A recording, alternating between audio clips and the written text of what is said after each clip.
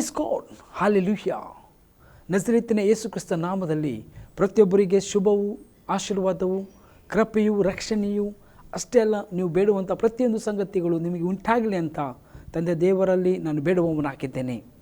ಪ್ರತ್ಯೇಕವಾಗಿ ಪ್ರಿಯರೇ, ಇವತ್ತು ನಾನು ಮಾತನಾಡುವ ಸಂಗತಿ ಯೇಸು ದೇವರು ಎಂದು ಹೇಳಿದ್ದು ಅಥವಾ ಯೇಸು ತನ್ನನ್ನು ದೇವರಿಗೆ ಸರಿಗಟ್ಟಿಸಿಕೊಂಡಿದ್ದು ಅಥವಾ ಯೇಸು ತಾನೇ ದೇವರು ಅಂತ ವಾಕ್ಯದಲ್ಲಿ ತೋರಿಸಿಕೊಟ್ಟದ್ದು. ಈ ವಿಷಯದಲ್ಲಿ ನಾನು ಮಾತನಾಡ್ತೇನೆ. ಯಾಕೆ ಈ ವಿಷಯದಲ್ಲಿ ನಾನು ಇವತ್ತು ಮಾತನಾಡ್ತೇನೆ ಅಂತ ಹೇಳಿದರೆ, ಬಹಳ ಜನರು ಯೂಟ್ಯೂಬಲ್ಲಿ ವಿಡಿಯೋ ನೋಡ್ತಾರೆ. ಅಲ್ಲಿ ಕೆಲವರು ಅನ್ಯ ಧರ್ಮದವರು ಅಥವಾ ಅನ್ಯರು ಕೆಲವರು ಯೇಸು ಎಲ್ಲಿ ದೇವರು ಅಂತ ಹೇಳಿದ್ದಾನೆ ಅಂತ ಹೇಳಿ ನಮ್ಗೆ ವಾಕ್ಯಗಳನ್ನು ತೋರಿಸಿಕೊಡ್ರಿ ಅಂಥೇಳಿ. ಇನ್ನು ಕೆಲವರು ಯೇಸು ಪ್ರವಾದಿ, ಇನ್ನು ಕೆಲವರು ಹೇಳ್ತಾರೆ ಯೇಸು ಸಾಯಲೇ ಇಲ್ಲ ಕೃಷಿಯಲ್ಲಿ, ಅವರ ಗ್ರಂಥದಲ್ಲಿ ಬರೆದಿದ್ದಾರಂತೆ, ಅವರನ್ನು ಹೊತ್ಕೊಂಡು ಹೋಗಿದ್ದಾರೆ, ಮತ್ತೊಮ್ಮೆ ಬರ್ತಾನೆ, ಸತ್ತವನು ಯಾರು, ಇಸ್ಕರ್ತ ಇವ್ರದ ಅಂತ ಹೇಳಿ. ಆಯಿತಾ? ಚರಿತ್ರೆಯನ್ನು ಅಥವಾ ದೇವರ ಆ ಒಂದು ಮಹಿಮೆಯ ಕಾರ್ಯವನ್ನು ತಾರುಮಾರು ಮಾಡು ಈ ಕಾರ್ಯಗಳನ್ನು ಮಾಡಿದ್ದಾರೆ. ಇದನ್ನೆಲ್ಲಕ್ಕೆ ನೋಡಿದವರು ಭಾಳ ಜನರು ಫೋನ್ ಮಾಡಿ ಸೇವಕರೇ ಇದು ಹೀಗೆ ಅಂತ ಹೇಳಿ, ಮತ್ತು ಅವರಿಗೆ ನಾನು 1 ಗಂಟೆ 2 ಗಂಟೆ ಕೂರಿಸ್ಕೊಂಡು ಅದನ್ನೇ ಹೇಳಬೇಕು, ವಿವರಿಸಿ. ಗೊತ್ತಾಗಿರುವುದಿಲ್ಲ, ತಪ್ಪಲ್ಲ. ಅದನ್ನ ಆವಾಗ ದೇವರಾತ್ಮನ ಹೇಳಿದನು, ಈ ಸಂದೇಶದಲ್ಲಿ ನೀನು ಮಾತನಾಡು ಅವರಿಗೆ ಅರ್ಥವಾಗುವಂತೆ. ಮತ್ತು ಯಾರೇ ಆಗಲಿ ಯೇಸು ದೇವರು ಅಲ್ಲ ಅಂತ ಹೇಳುವುದಾದರೆ ಅವರು ಯೇಸುವನ್ನು ಸುಳ್ಳುಗಾರನಾಗಿ ಮಾಡಲಿಕ್ಕೆ ನೋಡ್ತಾ ಇದ್ದಾರೆ. ಯೇಸಪ್ಪ ದೇವರು, ಸಂಪೂರ್ಣ ಮನುಷ್ಯನು, ಮನುಷ್ಯಕುಮಾರನು, ದೇವರ ಮಗನು, ಅಷ್ಟೇ ಪರಲೋಕದಿಂದ ಇಳಿದು ಬಂದ ವಾಕ್ಯವೂ ಹಾಕಿದ್ದಾನೆ. ಅಲ್ಲಿ ನೋ ಡೌಟ್ ತಂದೆ, ಮಗ, ಪವಿತ್ರಾತ್ಮ ಆತನೇ ಅಥವಾ ಇವರು ಈ ಮೂರು ಭಾಗವಾಗಿ ಈ ಲೋಕಕ್ಕೆ ದೇವರು ತನ್ನನ್ನು ತೋರಿಸಿಕೊಂಡಿದ್ದಾನೆ. ಆಯಿತಾ? ಆ ಒಂದು ಭಾಗದಲ್ಲಿ ಯೇಸಪ್ಪನೇ ದೇವರು ಇವತ್ತಿನ ವಾಕ್ಯದಲ್ಲಿ ನಾವು ಹೋಗುವ. ಆಯಿತಾ? ಯಾಕಂದರೆ ಇದು ನಾವು ಅರ್ಥ ಮಾಡಿಕೊಳ್ಳದಿದ್ದರೆ ವಿರೋಧಿಗಳಿಗೆ ಅಥವಾ ದೇವರ ವಿಷಯದಲ್ಲಿ ಕೆಟ್ಟದ್ದು ಮಾತನಾಡೋರಿಗೆ ನಾವು ಕಟ್ಟಿಹಾಕ್ಲಿಕ್ಕಂತೂ ಆಗಲ್ಲ. ಆದರೆ ನಮಗೆ ಅರ್ಥ ಆಗ್ತದೆ ಅವರೇನೋ ಒಂದು ಸುಳ್ಳು ಮಾತನಾಡ್ತಾ ಇದ್ದಾನೆ, ಅವನು ಬಿಡಿ, ಅದೆಲ್ಲ ಅವ್ರದ್ದೇನು ಅದು ನಿಮಗೆ ತಾಗೋದಿಲ್ಲ. ಅಥವಾ ಕೆಲವೊಮ್ಮೆ ನಿಮಗೆ ವಿರೋಧವಾಗಿ ಬಂದು ಕೇಳಿದರೂ ಕೂಡ ಉತ್ತರ ಕೊಡುವಕ್ಕೆ ನೀವು ಬಲವನ್ನು ಹೊಂದುತ್ತೀರಿ. ದೇವರು ನಿಮ್ಮನ್ನು ಆಶೀರ್ವದಿಸಲಿ. ಪ್ರಾರ್ಥಿಸಿ ಈ ಸಂದೇಶಕ್ಕೆ ಹೋಗುವ. ಇದು ಬಹಳ ಉದ್ದವಾಗಿರ್ಬೋದು ಸಂದೇಶ, ನಮ್ಮ 4 ಮಾಡಬೇಕು. ಯಾಕಂದರೆ ಇದು ಬಹಳವಾಗಿ ಕೇಳಬೇಕು ಜನರು. ಅದಕ್ಕಾಗಿ ಕೇಳಿದ ಮೇಲೆ ಇಟ್ಕೊಳ್ಬೇಡ್ರಿ, ಎಲ್ಲರಿಗೂ ಅದು ಕೊಡ್ರಿ. ದೇವರು ನಿಮ್ಮನ್ನು ಆಶೀರ್ವದಿಸಲಿ. ಅಪ್ಪ ತಂದೆ, ನಿನಗೆ ಸ್ತೋತ್ರವಾಗಲಿ. ಯೇಸುವೇ ದೇವರು ಅಥವಾ ಯೇಸು ದೇವರು ಅಂತ ಹೇಳಿದ್ದು ಅಥವಾ ಯೇಸುವನ್ನು ದೇವರಾಗಿ ಸೂಚಿಸುವ ವಾಕ್ಯಗಳನ್ನು ಕರ್ತನೆ ಇವತ್ತು ನಾನು ಮಾತನಾಡುವಂತೆ ಬಲವಾಗಿ ನನ್ನನ್ನು ಉಪಯೋಗಿಸು. ಯೇಸಪ್ಪನ ಬಾಯಿಂದ ಬಂದ ಮಾತುಗಳನ್ನೇ ಇವತ್ತು ನಾನು ಕರ್ತನೆ ತಂದೆ ದೇವರೇ, ಹೌದು ಆತನೇ ಈ ಲೋಕಕ್ಕೆ ಮನುಷ್ಯಕುಮಾರನು, ಆತನೇ ಈ ಲೋಕಕ್ಕೆ ಬಂದು ನೀನೇ ಬಂದು ತೋರಿಸಿದಿ ಮನುಷ್ಯನಾಗಿ ಅಂತ ಹೇಳಿಕೊಳ್ಳುವ ಹಾಗೆ ಕರ್ತನಿನ ವಾಕ್ಯಗಳು ಪ್ರಕಟಪಡಿಸು. ನೀನು ಹೀಗೆ ಮಾಡುತ್ತಿರುವುದಕ್ಕಾಗಿ ಸ್ತೋತ್ರ, ನೀನು ಪ್ರಕಟಪಡಿಸಿದ್ದಕ್ಕಾಗಿ ಸ್ತೋತ್ರ. ನೀನೇ ನಡೆಸಿ ನಿನ್ನ ಮಹಿಮೆಂದು ಯೇಸುವಿನ ನಾಮದಲ್ಲಿ ಜೀವಳ ತಂದೆಯೇ, ಆಮೇನ್. ನೋಡಿ, ಈಗ ನಾವು ಮೊದಲನೇದಾಗಿ ವಿಮೋಚನಾ ಕಾಂಡ 3ನೇ ಅಧ್ಯಾಯದಲ್ಲಿ ಅಲ್ಲಿ 14ನೇ ವಚನ, ಮೋಶೆ ದೇವರ ಮೈಜೆಯನ್ನು ಕರೆಯುವಾಗ ದೇವರು ಮೋಶೆ ಕೇಳ್ತಾನೆ ದೇವರಿಗೆ, ನೀನು ಯಾರು ನನ್ನ ಕಳಿಸಿದ್ದು, ನಿನ್ನ ಹೆಸರೇನಂತ ಹೇಳಿದ್ರೆ ನಾನು ಏನು ಹೇಳಿ? ಈಗ ಬೈಬಲಲ್ಲಿ ಯೆಹೋವ ಅಂತ ಕರೆಯಲ್ಪಟ್ಟಿದೆ ಅಲ್ವಾ? ನಾವು ಯೆಹೋವ ದೇವರು ಹೆಸರು ಅದು ಹೇಗೆ ಬಂತು ಅಂತ ಹೇಳಿದರೆ, ಅದು ಮನುಷ್ಯರು ಕೊಟ್ಟಲ್ಪಟ್ಟ ಹೆಸರು, ದೇವರು ಹೇಳಿದ್ದಲ್ಲ. ದೇವರು ಅದನ್ನು ಪ್ರೀತಿಯನ್ನು ಸ್ವೀಕರಿಸಿದ್ದಾರೆ. ಯೆಹೋವ ಎಂದು ಹೇಳಿ ಆರಾಧಿಸ್ತಾ ಇದ್ದರು. ಯೆಹೋವ ಅಂತ ಹೇಳುವ ಹೆಸರು ಮನುಷ್ಯರು ದೇವರಿಗೆ ಕೊಟ್ಟ ಹೆಸರು. ಅದಕ್ಕೆ ದೇವರು ಅದನ್ನು ಬ್ಯಾಡ್ ಅಂತ ಹೇಳಲಿಲ್ಲ. ಅದನ್ನು ಆವತ್ತನು ಓಕೆ, ನೀವು ನನಗೆ ಈ ರೀತಿಯಲ್ಲಿ ಕರೀತೀರ, ನೋ ಪ್ರಾಬ್ಲಮ್, ಆ ರೀತಿಯಲ್ಲಿ ತೊಳಲ್ಪಟ್ಟನು. ಆದರೆ ದೇವರು ತನ್ನನ್ನು ಏನಂತ ಕರೆದುಕೊಟ್ಟನು? ತನ್ನ ಸ್ವಂತ ಬಾಯಿಯಿಂದ. ಬಹಳ ಹೆಸರುಗಳು ಇದೆ. ಯೆಹೋವನಿಗೆ 1000 ನಾಮಗಳು. ಹೇಗೆ ಅಂತ ನಾನು ಸ್ತುತಿಸಲಿ? ಎಲ್ ಶಡಾಯ್, ಈರೆ, ರಾಫಾ, ಹಾಗೆ ಹೇಳ್ತಾ ಹೋದರೆ ಲಿಸ್ಟ್ ಬರ್ಬೋದು. ಆದರೆ ಇವತ್ತು ಆ ಹೆಸರಿನಲ್ಲಿ ಯೇಸಪ್ಪನು ಕೂಡ ಕರೆಯಲ್ಪಟ್ಟಿದ್ದಾನೆ ಅಥವಾ ಯೇಸಪ್ಪನು ಕೂಡ ತನ್ನನ್ನು ತೋರಿಸಿಕೊಂಡಿದ್ದಾನೆ ಅಂತ ಹೇಳಲಿಕ್ಕೆ ಈ ವಚನಗಳು. ಆಯಿತಾ? ನೋಡಿ, ವಿಮೋಚನಾ ಕಾಂಡ 3ನೇ ಅಧ್ಯಾಯದಲ್ಲಿ 14ನೇ ವಚನ, ದೇವರು ಅವನಿಗೆ, ಇರುವಾತನೇ ಆಗಿದ್ದೇನೆ, ನೀನು ಇಸ್ರಾಯೇಲರಿಗೆ ಇರುವಾತನೆಂಬ ನನ್ನನ್ನು ನಿಮ್ಮ ಬಳಿಗೆ ಕಳುಹಿಸಿದನು ಎಂದು ಹೇಳಬೇಕು. ಇರುವಾತನು ಅಂದರೆ ಪ್ರೆಸೆಂಟ್. ಇಂಗ್ಲೀಷಲ್ಲಿ I am who I am ಅಂಥೇಳಿ, I am who I am. ಕೊಂಕಣಿಯಲ್ಲಿ ಝೋ ಅಸ ತೋ ಹೌಸ್, ಝೋ ಅಸ ತೋ ಹೌಸ್. ಕನ್ನಡದಲ್ಲಿ ಇರುವಾತನು ಅಂದರೆ ನಾನು ಪ್ರೆಸೆಂಟಲ್ಲಿ I am who I am. ಈ ರೀತಿಯಾಗಿ ತನ್ನನ್ನು ದೇವರು ಏನು ಮಾಡಿಕೊಂಡನು, ಆತನು ಹೇಳಿಕೊಂಡನು. ಹಾಗಾದರೆ ಇದೇ ಹೆಸರಲ್ಲಿ ಕೂಡ ಯೇಸು ಸ್ವಾಮಿ ಕೂಡ ಮಾತನಾಡ್ತಾನೆ. ಈ ಹೆಸರಲ್ಲಿ ಕೂಡ ಇದು ದೇವರಿಗೆ ಬಿಟ್ಟರೆ, ಇದು ದೇವರು ಬಿಟ್ಟರೆ ಮತ್ತು ಯಾರಿಗೂ ಅಧಿಕಾರ ಇಲ್ಲ, ಅದು ನಾನೇ ನಾನೇ ನಾನೇ ಐ ಆಮ್ ಅಂತ ಹೇಳಿಕೊಳ್ಳಿಕ್ಕೆ ಹಕ್ಕು ಈ ಪವಿತ್ರ ಪುಸ್ತಕ ಯಾವ ಪ್ರವಾದಿಗೂ ಯಾವ ವ್ಯಕ್ತಿಗೂ ಅಥವಾ ಲೋಕದಲ್ಲಿ ಯಾವುದಕ್ಕೂ ಯಾರಿಗೂ ಅಧಿಕಾರ ಇಲ್ಲ. ಬಟ್ ಯೇಸು ಸ್ವಾಮಿ ಇದನ್ನು ನಾನೇ ಅಂತ ಹೇಳಿಕೊಂಡಿದ್ದಾನೆ. ನೋಡಿ ವಚನ ನಿಮಗೆ ತೋರಿಸ್ತೇನೆ. ಅದಕ್ಕಿಂತ ಮುಂಚಿತವಾಗಿ ನಾನು ಹೋಗುವುದಾದರೆ ಯೆಶಾಯ ನೋಡಿ, ಯೆಶಾಯದಲ್ಲಿ 41ರಲ್ಲಿ 4ನೇ ವಚನ ಓದ್ತೇನೆ. ಯೆಶಾಯ 41ರಲ್ಲಿ 4ನೇ ವಚನ. ಆದಿಯಿಂದ ಈಗಿನವರೆಗೂ ತಲಾಂತರಗಳನ್ನು ಬರಮಾಡುವನಾದ ಯೆಹೋವನೆಂಬ ನಾನೇ, ಹೌದು ಆದಿಪುರುಷನು ಅಂತ್ಯಕಾಲದವರೆಗೂ ಸಂಗಡಿಗನು ಆಗಿರುವ ನಾನೊಬ್ಬನೇ ದೇವರು ಅಂತ. ಇಲ್ಲಿ ನಾನೇ ಐ ಆಮ್, ಯೆಹೋವನೆಂಬ ನಾನೇ.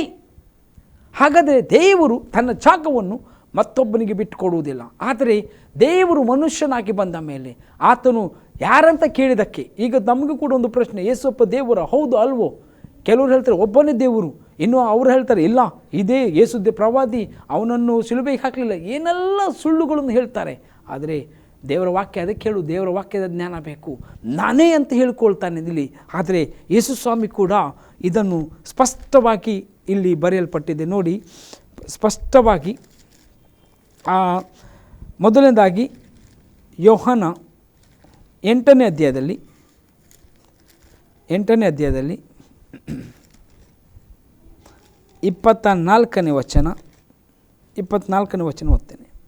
ಆದದರಿಂದ ನೀವು ನಿಮ್ಮ ಪಾಪಗಳಲ್ಲಿ ಸಾಯುವಿರೆಂದು ನಿಮಗೆ ಹೇಳಿದನು, ನನ್ನನ್ನು ಆತನೆಂದು ನೀವು ನಂಬದೆ ಹೋದರೆ ನಿಮ್ಮ ಪಾಪಗಳಲ್ಲಿಯೇ ಸಾಯುವಿರೆಂದು ಹೇಳಿದನು.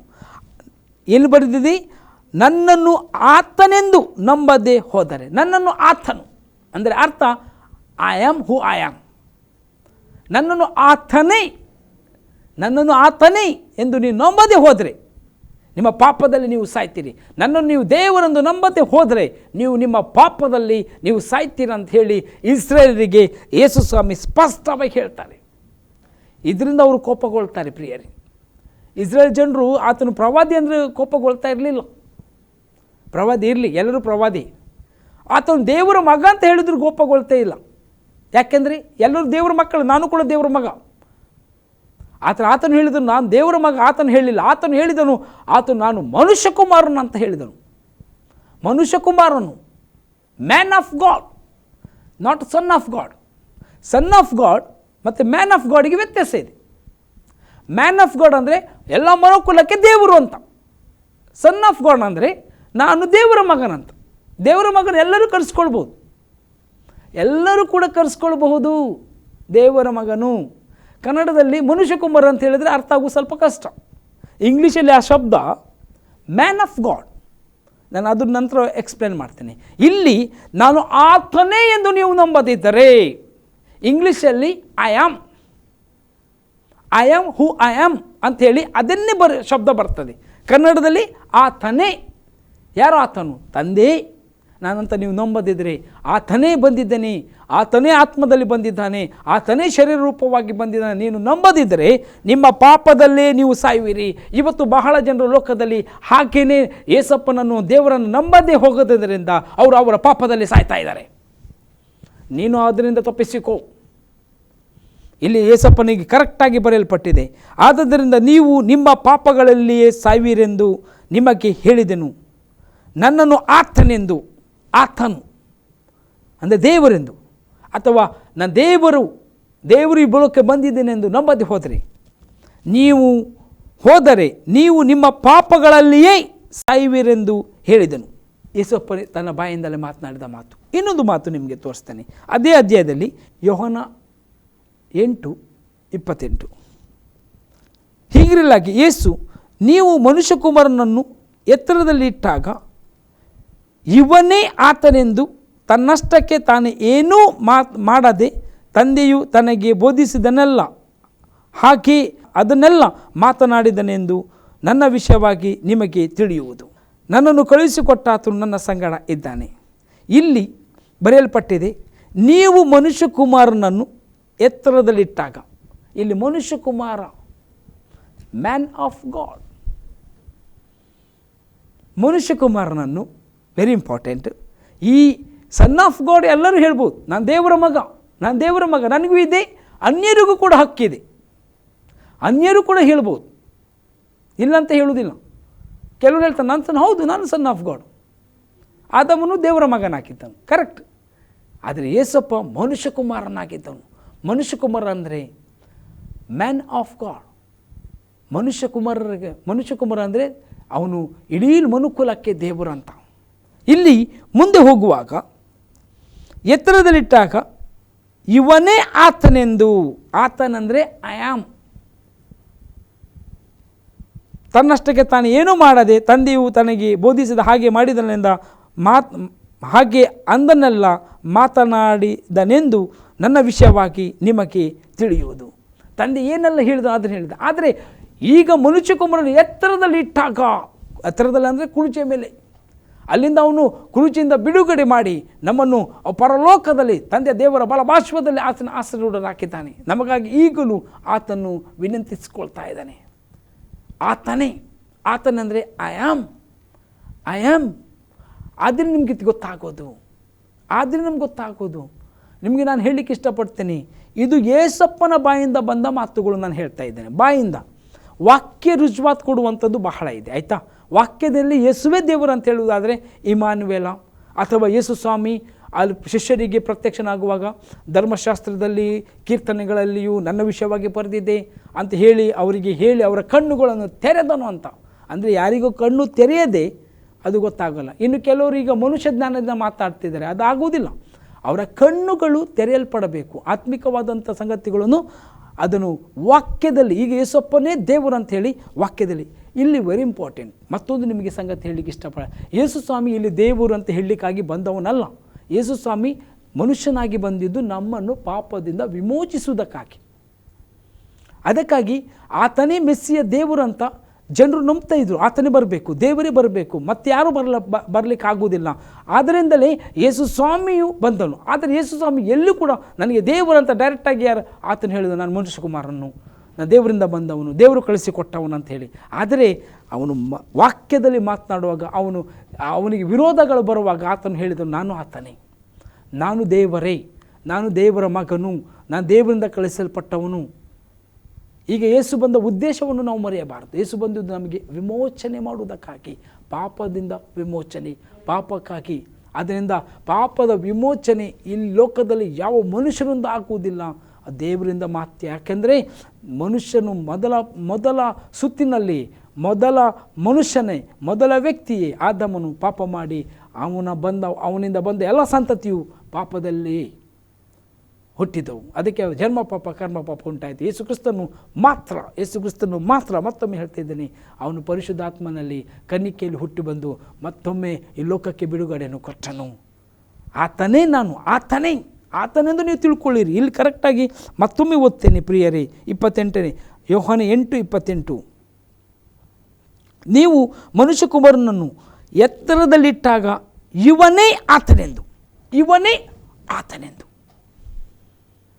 ಇಂಗ್ಲೀಷಲ್ಲಿ ನೀವು ಓದಬೇಕು ಇದನ್ನು, ಆಯಿತಾ. ಸ್ಪಷ್ಟವಾಗಿ ಹೇಳ್ತದೆ, ಐ ಆಮ್. ತನ್ನಷ್ಟಕ್ಕೆ ತಾನು ಏನೂ ಮಾಡದೆ ತಂದೆಯು ತನಗೆ ಬೋಧಿಸಿದ ಹಾಗೆ ಅದನ್ನೆಲ್ಲ ಮಾಡಿದನೆಂದು ನನ್ನ ವಿಷಯವಾಗಿ ನಿಮಗೆ ತಿಳಿಯುವುದು. ಆವಾಗ ನಿಮಗೆ ಗೊತ್ತಾಗ್ತದೆ. ಇದು ಸುಮ್ಮನೆ ಬರಲ್ಲ. ಇದು ಖಾಲಿ ನೀವು ಹೀಗೆ ಕತೆ ಓದಂಗೆ ಓದಿದರೆ ಅಥವಾ ಕಾದಂಬರಿ ಚರಿತ್ರೆ ಪುಸ್ತಕ ಅಂತ ಓದಿದರೆ ಇದು ಒಂದು ಏನು ಏನು ಅಂದರೆ ಅಲ್ಲಿ ನಿಮಗೆಲ್ಲ ಪಾಯಿಂಟ್ಗಳು ಸಿಗಲ್ಲ. ಆದರೆ ಪವಿತ್ರಾತ್ಮನಲ್ಲಿ ನೀವು ಭರಿತರಾಗಿ ಓದುವಾಗ, ದೇವರಾತ್ಮನ್ನು ಹೊಂದಿಕೊಂಡು ಓದುವಾಗ ದೇವರು ತಾನು ಇದನ್ನು ನಿಮಗೆ ಪ್ರಕಟಪಡಿಸುವ ಆತನಾಗಿದ್ದಾನೆ. ಆದರೆ ಲೋಕದ ಜನರನ್ನು ಅವರು ಹೇಳಿದ್ದನ್ನು ನಂಬಬೇಡ್ರಿ. ಯೇಸು ಸ್ವಾಮಿ ಕೂಡ ಹೇಳಿದ್ದಾನೆ, ತನ್ನನ್ನು ದೇವರೇ ಅಂತ ಹೇಳಿಕೊಂಡಿದ್ದಾನೆ. ಅಷ್ಟೆಲ್ಲ ಹೋಲಿಕೆ ಕೂಡ ಮಾಡಿಕೊಂಡಿದ್ದಾನೆ. ಮುಂದೆ ಹೋಗುವಾಗ ನೋಡಿ, ಇದೇ ಅಧ್ಯಾಯದಲ್ಲಿ 8ನೇ ಅಧ್ಯಾಯದಲ್ಲಿ ಅಲ್ಲಿ ಮತ್ತೊಮ್ಮೆ ಯೇಸು ಸ್ವಾಮಿ ತನ್ನ ದೇವರು ಅಂತ ಹೇಳಿಕೊಳ್ತಾ ಇದ್ದಾನೆ. 8ನೇ ಅಧ್ಯಾಯದಲ್ಲಿ 57ನೇ ವಚನದಿಂದ 57ರಿಂದ ಓದ್ತೇನೆ. ಅದಕ್ಕೆ ಯೆಹೂದ್ಯರು, ನಿನಗೆ ಇನ್ನೂ 50 ವರುಷವಾಗಲಿಲ್ಲ, ಅಬ್ರಹಾಮನನ್ನು ನೋಡಿದ್ದೀಯಾ ಅಂದಾಗ ಯೇಸು, ನಿಮಗೆ ನಿಜವಾಗಿ ಹೇಳುತ್ತೇನೆ, ಅಬ್ರಹಾಮನು ಹುಟ್ಟುವುದಕ್ಕಿಂತ ಮುಂಚಿನಿಂದಲೂ ನಾನು ಇದ್ದೇನೆ ಅಂದನು. ಇಲ್ಲಿ ಈ ಪ್ರಶ್ನೆ, ಅಬ್ರಹಾಮ ಹುಟ್ಟುವುದಕ್ಕಿಂತ ಮುಂಚೆ, ಅಬ್ರಹಾಮ ಹುಟ್ಟಿದ ಕಾಲದ ಕೂಡ ಹೇಳ್ತಾ ಇಲ್ಲ ಯೇಸು ಸ್ವಾಮಿ. ಇಲ್ಲಿ ಏನು ಹೇಳ್ತಾ ಇದೆ, ನಿನಗಿನ್ನೂ 50 ವರ್ಷ ಆಗಲಿಲ್ಲ, ಯೆಹೂದ್ಯರು ಬಂದು ಅವನ ಮೇಲೆ ಕಲ್ಲು ಎಸಲಿಕ್ಕೆ ಸಿಟ್ಟುಕೊಂಡು, ನೀನೇನು ಹೇಳ್ತೀಯ, ಅಬ್ರಹಾಮ ಹುಟ್ಟುವುದಕ್ಕಿಂತ ಮುಂಚಿತವಾಗಿದ್ದೀಯ ಅಂತ ಹೇಳ್ತೀಯ ನೀನು. ಆವಾಗ ಅವನು ಹೇಳ್ತಾನೆ, ಅಬ್ರಹಾಮನು ಹುಟ್ಟುವುದಕ್ಕಿಂತ ಮುಂಚಿನಿಂದಲೂ ನಾನು ಅಂದರೆ I am who I am ಅಂತ ಕರೆಯಲ್ಪಟ್ಟ ದೇವರು ಅವನು ಈಗ ಆತನನ್ನೇ ಸರಿಗೊಟ್ಟಿಸ್ಕೊಳ್ತಾನೆ, ಆತನ ಹೆಸರನ್ನೇ ಹೇಳ್ಕೊಳ್ತಾ ಇದ್ದಾನೆ. ಅರ್ಥ ಆಗ್ತಿದೆಯಾ? ಆತನೇ ಆತ್ಮದಲ್ಲಿ ಅವನು ಹೇಳ್ತಾ ಇದ್ದಾನೆ, ನಾನೇ. ಈಗ ಅಬ್ರಹಾಮನು ಹುಟ್ಟುವುದಕ್ಕಿಂತ ಮುಂಚಿನಿಂದಲೂ ನಾನು ಇದ್ದೇನೆ ಅಂದನು. ಅವರು ಈ ಮಾತನ್ನು ಕೇಳಿ ಆತನನ್ನು ಕೊಲ್ಲುವುದಕ್ಕಾಗಿ ಕಲ್ಲು ತಕ್ಕೊಳ್ಳಲು ಯೇಸು ಅಡಗಿಕೊಂಡು ದೇವಾಲಯದೊಳಗಿಂದ ಹೊರಟು ಹೋದನು. ಈಗ ಅವರಿಗೆ ತಡಿಲಿಕ್ಕಾಗಲಿಲ್ಲ. ನಿನಗಿನ್ನು 50 ವರ್ಷ ಆಗಲಿಲ್ಲ. ಅವ್ನು ಗೊತ್ತಾಯ್ತು 30 ವರ್ಷದವನು. ಅವರು 20 ವರ್ಷ ಜಾಸ್ತಿ ಹೇಳಿದರು ಯೇಸುವಿಗೆ, ನಿನಗಿನ್ನೂ 50 ವರ್ಷ ಆಗಲಿಲ್ಲ, ನೀನೇನು ಹೇಳ್ತಿ ಅಬ್ರಹಾಮ ಹುಟ್ಟುವುದಕ್ಕಿಂತ. ಈಗ ಅಬ್ರಹಾಮ ಮೋಶೆ ಅಂತ ಹೇಳಿದರೆ ಈ ಇಸ್ರೇಲ್ ಜನರು ಅವರನ್ನು ಭಯಂಕರವಾದಂಥ ಒಂದು ಏನು ಹೇಳ್ತಾರೆ ಸ್ಥಾನದಲ್ಲಿ ಇಟ್ಟಿದ್ದಾರೆ. ಅವ್ರಿಗೆ ಭಯಂಕರವಾದ ಸ್ಥಾನಮಾನ ಉಂಟು. ಅವನಕ್ಕಿಂತ ಅವನು ಹುಟ್ಟೋದಕ್ಕಿಂತ ಮುಂಚೆ ನಾನು ಇದ್ದೇನೆ ಅಂದರೆ ಇದರ ಅರ್ಥ ಏನು ಪ್ರಿಯರೇ? ಇದ್ರ ಏನು ಹೇಳ್ತಾ ಇದ್ದಾರೆ ಯೇಸು ಸ್ವಾಮಿ? ನೋಡಿ, ನಾನೇ ದೇವರು ಅಂತ ತೋರಿಸ್ಕೊಳ್ತಾ ಇದ್ದಾನೆ, ನಾನೇ ಆತನು. ಅದಕ್ಕೆ ಇಲ್ಲಿ ಮೊದಲೇ ಅದಕ್ಕಿಂತ ಮುಂಚೆ ಯೇಸು, ನಿಮಗೆ ನಿಜವಾಗಿ ಹೇಳುತ್ತೇನೆ, ಅಬ್ರಹಾಮನು ಮೇಲಿಂದಲೂ ಓದ್ತೇನೆ ನಾನು, ಆಯಿತಾ? ಅದಕ್ಕೆ ಯೆಹೂದ್ಯರು, ನಿನಗೆ ಇನ್ನೂ 50 ವರ್ಷವಾಗಲಿಲ್ಲ, ಅಬ್ರಹಾಮನನ್ನು ನೋಡಿದ್ದೀಯಾ? ಅಲ್ಲಿ ಯೇಸು ಸ್ವಾಮಿ 55ರಿಂದ, ನಾನಂತೂ ಆತನನ್ನು ಬಲ್ಲೆನು, ಆತನನ್ನು ಅರಿಯೆನೆಂದು ಹೇಳಿದರೆ ನಿಮ್ಮ ಹಾಗೆ ಸುಳ್ಳುಗಾರನಾಗುವೆನು. ಆದರೆ ಆತನನ್ನು ತಿಳಿದಿದ್ದೇನೆ, ಆತನ ವಾಕ್ಯವನ್ನು ಕೈಗೊಂಡು ನಡೆಯುತ್ತೇನೆ. ನಿಮ್ಮ ಮೂಲ ಪುರುಷನಾದ ಅಬ್ರಹಾಮನು ನನ್ನ ದಿನವನ್ನು ತಾನು ನೋಡಿದ್ದೇನೆಂದು ಉಲ್ಲಾಸಪಟ್ಟನು, ಅದನ್ನು ನೋಡಿ ಸಂತೋಷಗೊಂಡನು ಅದನ್ನು. ಅದಕ್ಕೆ ಯೆಹೂದ್ಯರು, ನಿನಗಿನ್ನು ಅಬ್ರಹಾಮನ ವಿಷಯದಲ್ಲಿ ಹೇಳ್ತಾರೆ, ನಿನಗಿನ್ನು 50 ವರ್ಷ ಈ ದಿನ ನೋಡಬೇಕಂತ ಏನು ಅಬ್ರಹಾಮನ ಹೇಳ್ತಿದ್ದಿ ನೀನು? ಈಗ ಇಲ್ಲಿ ಕರೆಕ್ಟಾಗಿ ಹೇಳ್ತಾ ಇದ್ದಾರೆ ಅವರು, ನಿನಗಿನ್ನು 50 ವರ್ಷ ಆಗಲಿಲ್ಲ, ಅಬ್ರಹಾಮನು ನೋಡಿದೀಯಾ? ಅಂದಾಗ ಯೇಸು, ನಿಮಗೆ ನಿಜವಾಗಿ ಹೇಳುತ್ತೇನೆ, ಅಬ್ರಹಾಮನು ಹುಟ್ಟುವುದಕ್ಕಿಂತ ಮುಂಚಿನಿಂದ ನಾನು ಇದ್ದೇನೆ ಅಂದನು. ಅಬ್ರಹಾಮ ಮತ್ತು ಯೇಸುವಿಗೆ ಸುಮಾರು 2000 ವರ್ಷ ಗ್ಯಾಪ್. ಅಬ್ರಹಾಮನಿಂದ ಯೇಸು ಸ್ವಾಮಿಯ ತನಕ ಸುಮಾರು 2000 ವರ್ಷಗಳಾಗಿರ್ಬೋದು.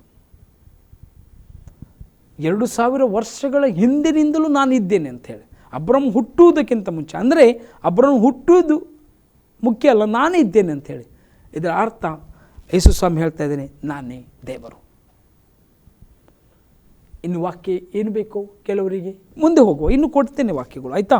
ಈಗ ಮುಂದೆ ಹೋಗುವಾಗ ಅಲ್ಲಿ ಯೋಹಾನ 13ನೇ ಅಧ್ಯಾಯದಲ್ಲಿ 18 ಮತ್ತು 19, 13ನೇ ಅಧ್ಯಾಯದಲ್ಲಿ ಇದನ್ನು ನೀವು ಈ ವಾಕ್ಯವನ್ನು ಇಂಗ್ಲೀಷಲ್ಲಿ ಓದಬೇಕು. ಜಾನ್ 13, 18 and 19, ಆಯಿತಾ? ಜಾನ್ ಅಥವಾ ಯೋಹಾನ 13, 18 ಮತ್ತು 19 ಈ ವಾಕ್ಯಗಳನ್ನು, ನಾನು ನಿಮ್ಮೆಲ್ಲರನ್ನು ಕುರಿತು ಈ ಮಾತನ್ನು ಹೇಳಲಿಲ್ಲ, ನಾನು ಆದುಕೊಂಡವರನ್ನು ನಾನು ಬಲ್ಲೆನು, ಆದರೆ ನನ್ನ ಕೂಡ ಊಟ ಮಾಡುವವನೇ ನನಗೆ ಕಾಲನ್ನು ಅಡ್ಡಗಟ್ಟಿದ್ದಾನೆ ಎಂಬ ಶಾಸ್ತ್ರದ ಮಾತು ನೆರವೇರಬೇಕಾಗಿದೆ. ಅದು ನಡೆಯುವಾಗ ನನ್ನನ್ನೇ ಆತನೆಂದು ನೀವು ನಂಬುವಂತೆ ಅದು ನಡೆಯುವುದಕ್ಕಿಂತ ಮುಂಚೆ ಅದನ್ನು ಇಂದಿನಿಂದ ನಿಮಗೆ ಹೇಳುತ್ತೇನೆ. ನನಗೆ ಆತನೇ ಎಂದು ಇದನ್ನು ಹೂ ಐ ಆಮ್ ಅಂತ I am who I am ಅಂತ ಹೇಳುವಂಥ ಈ ಒಂದು ವಾಕ್ಯ ಇಂಗ್ಲೀಷಲ್ಲಿ ಸ್ಪಷ್ಟವಾಗಿ ನನ್ನನ್ನು ಆತನೇ ಎಂದು. ಈಗ ಯೇಸು ಸ್ವಾಮಿ ಇದ್ದ, ನಾನು ಯೇಸು ಅಂತ ಹೇಳ್ಬೋದು, ನನ್ನನ್ನು ಆತನೇ ಅಂತ ಹೇಳ್ಬೋದು, ನಾನು ಯೇಸು ಅಂತ ಹೇಳ್ಬೋದು. ಆದರೆ ಯೇಸು ಸ್ವಾಮಿ ನನ್ನನ್ನು ಆತನೇ ಎಂದು ನೀವು ಎಂದ್ರಿ. ಯೇಸು ಸ್ವಾಮಿ ಸ್ಪಷ್ಟವಾಗಿ ಹೇಳ್ತೇನೆ, ನಾನು ದೇವರಾಗಿದ್ದೇನೆ. ತನ್ನ ಬಾಯಿ ಮುಖಾಂತರವಾಗಿ ಯೇಸು ಸ್ವಾಮಿ ಹೇಳ್ತಾ ಇದ್ದಾನೆ, I am who I am. ಇದು ಆತನು ಪ್ರತ್ಯಕ್ಷವಾಗಿದ್ದಾನೆ. ಇರುವಾತನು ಅಂತ ಹೇಳುವ ದೇವರು ಇಲ್ಲಿ ಮನುಷ್ಯರ ಸಂಗಡ ಮಾತನಾಡ್ತಾ ಇದ್ದಾನೆ. ಅಬ್ರಹಾಮ ಹುಟ್ಟುವುದಕ್ಕಿಂತ ಮುಂಚಿತವಾಗಿ ನಾನೇ ಇದ್ದೇನೆ, ನಾನು ಆತನು ನೋಡಿದ್ದೇನೆ. ಅಬ್ರಹಾಮನಿಗೂ ಮತ್ತು ಯೇಸು ಸ್ವಾಮಿಗೂ ಶರೀರ ಸಂಬಂಧವಾಗಿ ನೋಡುವುದಾದರೆ 2000 ವರ್ಷ ಗ್ಯಾಪ್, 2000 ವರ್ಷಗಳು. ನಮಗೆ ಮತ್ತು ಯೇಸಪ್ಪನಿಗೆ ಕಲ್ವಾರಿ ಕುರುಜಿಯ ಮೇಲೆ ಹಾಕಿದ ರೀತಿಯಲ್ಲಿ ನಾನು ಹೇಳೋದು, ಈಗ ನಾನು ಯೇಸಪ್ಪನಿಗಿಂತ ನಾನು ಮೊದಲು ಇದ್ದೇನೆ ಅಂತ ಹೇಳಿದರೆ, ಈಗ ನೀವೇನು ಮಾಡ್ತೀರಾ, ನನ್ನನ್ನು ಕಲ್ಲು ಹೊಡೆಯುವುದಿಲ್ವ? ಈಗ ಹಾಗೇನೆ ಯೇಸಪ್ಪ ಇಲ್ಲಿ ಒಂದು ಹೇಳ್ತಾ ಇದ್ದಾನೆ, ಅಬ್ರಹಾಮಕ್ಕಿಂತ ಮುಂಚೆ ಇದ್ದೇನೆ ಅಂತ. ಅಂದರೆ ಈ ಸಾಮರ್ಥ್ಯ ಈ ಧಿಕ್ಕಾರ ನನಗೆ ಕೂಡ ಇಲ್ಲ. ನನಗೆ ಭಯ ಆಗ್ತಾಯಿದೆ ಇಂಥದ್ದೆಲ್ಲ ಹೇಳೋದಕ್ಕೆ, ನಿಮಗಿದೆಯಾ? ಆದರೆ ಯೇಸು ಸ್ವಾಮಿ ಅದು ಕೂಡ ಶಾಸ್ತ್ರಿಗಳ ಒಟ್ಟಿಗೆ, ಫರೈಜಿಯವರ ಒಟ್ಟಿಗೆ, ಅಂದರೆ ಈ ಒಂದು ವಿಷಯದಲ್ಲಿ ಪರಿಣಿತಿ ಹೊಂದಿದ ವ್ಯಕ್ತಿಗಳ ಒಟ್ಟಿಗೆ ಆತನು ಏನು ಮಾಡ್ತಾ ಇದ್ದಾನೆ ಅಂದರೆ ಮಾತನಾಡ್ತಾ ಇದ್ದಾನೆ. I am who I am, ಇರುವಾತನು, ನಾನು ಇರುವಾತನ ಹಾಕಿದ್ದೇನೆ, ನಾನು ಪ್ರೆಸೆಂಟ್ ಗಾಡ್ ಹಾಕಿದ್ದೇನೆ. ನಾನು ಇಲ್ಲಿ ಈಗ ನಾನು ನಿಮಗೆ ಹೇಳಲಿಕ್ಕೆ ಇಷ್ಟಪಡ್ತೇನೆ, ಯೇಸು ಸ್ವಾಮಿ ಈ ವಿಷಯವಾಗಿ ಹೇಳುವಾಗಲೇ ಯಹೂದ್ಯರಿಗೆ ಭಯಂಕರವಾದ ಸಿಟ್ಟು ಬಂದಿತ್ತು. ಆತನು ಪ್ರವಾದಿ ಅಂತ ಹೇಳಿದರೆ ತೊಂದರೆ ಇಲ್ಲ. ಅದಕ್ಕೆ ಯೇಸು ಸ್ವಾಮಿ ಕೇಳ್ತಾರೆ ಶಿಷ್ಯರ ಹತ್ರ, ನನ್ನನ್ನು ಜನರು ಏನಂತ ಕರೀತಾರೆ?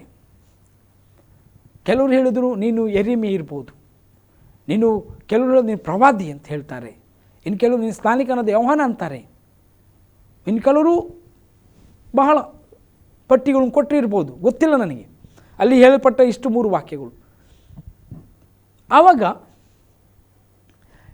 ಯೇಸು ಸ್ವಾಮಿ ಅವರನ್ನು ಕೇಳ್ತಾರೆ, ಯಾರನ್ನು? ಶಿಷ್ಯರನ್ನು, ನೀವು ನನ್ನನ್ನು ಏನು ಹೇಳ್ತೀರಾ? ಆವಾಗ ಪೇತ್ರನು ಪವಿತ್ರಾತ್ಮದಲ್ಲಿ ಹೇಳುವಂಥ ವಾಕ್ಯ, ನೀನು ಬರಬೇಕಾದಂತಹ ಕ್ರಿಸ್ತನು, ಅಂದರೆ ನೀನೇ ಬರಬೇಕಾದ ಅಭಿಷಕ್ತನು, ನೀನೇ ಮೆಸ್ಸಿಯನು, ನೀನೇ ದೇವಕುಮಾರನು, ನೀನೇ ಮನುಷ್ಯ ಕುಮಾರನು ಬರಬೇಕಾದವನು, man of God, son of God. ಅದು ಕೂಡ ಹೌದು, ಯೇಸುಗೆ ಒಂದೊಂದು ಹೆಸರು ಇದೆ. ಆದರೆ ಮ್ಯಾನ್ ಆಫ್ ಗಾಡ್ ಇದು ಸಹಿಸಿಕೊಳ್ಳಿಕ್ಕೆ ಆಗಲಿಲ್ಲ ಯಹೂದ್ಯರಿಗೆ. ಯಹೂದ್ಯರು ಇದರಿಂದಲೇ ಅವರು ಕಂಗಲ್ಲಾಗಿ ಆತನನ್ನು ಕೊಲ್ಲುವುದಕ್ಕೆ, ಈಗ ನಾನು ಹೇಳ್ದೇನಲ್ವಾ, ಅಬ್ರಹಾಮನನ್ನು ಅಲ್ಲಿ ವಚನ ನಾವು ಮತ್ತೊಮ್ಮೆ ಓದ್ತೀನಿ ಬೇಕಾದರೆ, ಅಲ್ಲಿ 27, 58 8ನೇ ಅಧ್ಯಾಯದಲ್ಲಿ ಅಲ್ಲಿ ಹೇಳ್ತಾರೆ, ನಿನಗೆ ಇನ್ನೂ 50 ವರ್ಷವಾಗಲಿಲ್ಲ, ಅಬ್ರಹಾಮನನ್ನು ನೋಡಿದೆಯಾ ಅಂದಾಗ ಯೇಸು, ನಿಮಗೆ ನಿಜ ನಿಜವಾಗಿ ಹೇಳುತ್ತೇನೆ, ಅಬ್ರಹಾಮನು ಹುಟ್ಟುವುದಕ್ಕಿಂತ ಮುಂಚಿನಿಂದ, ವಾವ್, ಅಬ್ರಹಾಮ ಹುಟ್ಟುವುದಕ್ಕಿಂತ ಮುಂಚಿನಿಂದ ನಾನು ಇದ್ದೇನೆ ಅಂದನು. ಅಬ್ರಹಾಮ ಹುಟ್ಟುವುದಕ್ಕಿಂತ ಮುಂಚಿನಿಂದ ನಾನು ಇದ್ದೇನೆ.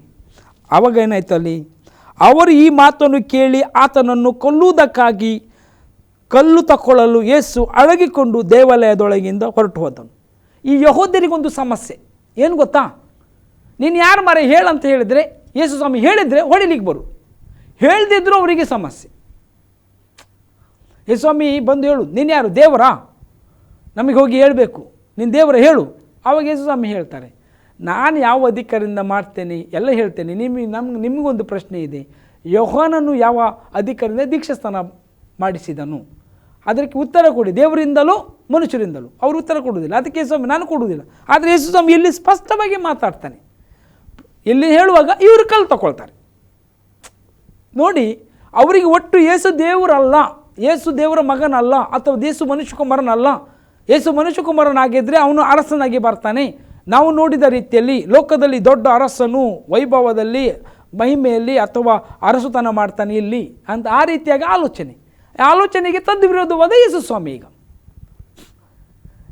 ಇದು ಅವರಿಗೆ ತಡೆಯಲಿಕ್ಕಾಗಲಿಲ್ಲ. ಆತನನ್ನು ಅವರು ನಂಬ್ತಾ ಇದ್ರು.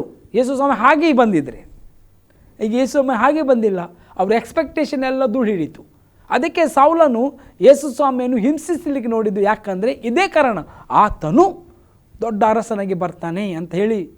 ಆದರೆ ಯೇಸು ಸ್ವಾಮಿ ಬಂದವನು ಬಡ ಫ್ಯಾಮಿಲಿಯಲ್ಲಿ, ಅವನು ಹುಟ್ಟಿದ್ದು ದಾರಿ ಮಧ್ಯದಲ್ಲಿ, ಮಲಗಿಸಿದ್ದು ಹಟ್ಟಿಯಲ್ಲಿ. ಇವನು ನಮ್ಮ ಅರಸನ ಯಾರಾದರೂ ಸ್ವೀಕರಿಸ್ಕೊಳ್ತಾರ? ಅರಸನಂದರೆ ಹೇಗಿರಬೇಕು? ಆಯಿತಾ? ಈಗ ಈ ಸಂದೇಶವನ್ನು ನಾನು ಕಂಟಿನ್ಯೂ ಮಾಡ್ತೀನಿ. ಯೇಸುವೇ ದೇವರು ಅಂತ ಹೇಳಿದ ವಾಕ್ಯದಲ್ಲಿ ಇವತ್ತು I am who I am ಅಂತ ಹೇಳಿ, ಇರುವಾತನು ಅಂತ ಹೇಳಿ, ಯೇಸುವೇ ಆತನೇ. ಇಂಗ್ಲೀಷಲ್ಲಿ ಕೂಡ ಇದನ್ನು ಓದುವಾಗ ನಿಮಗೆ ಸ್ಪಷ್ಟವಾಗಿ ಸಿಗ್ತದೆ. ಆಯಿತಾ? ಆತನೇ ಯೇಸು ಸ್ವಾಮಿ, ನಾನು ಆತನೇ, ನಾನೇ ಆತನು. ಆವಾಗ ಇದು ಹೂ ಐ ಆಮ್ ಅಂಥೇಳಿ ಸ್ಪಷ್ಟವಾಗಿ.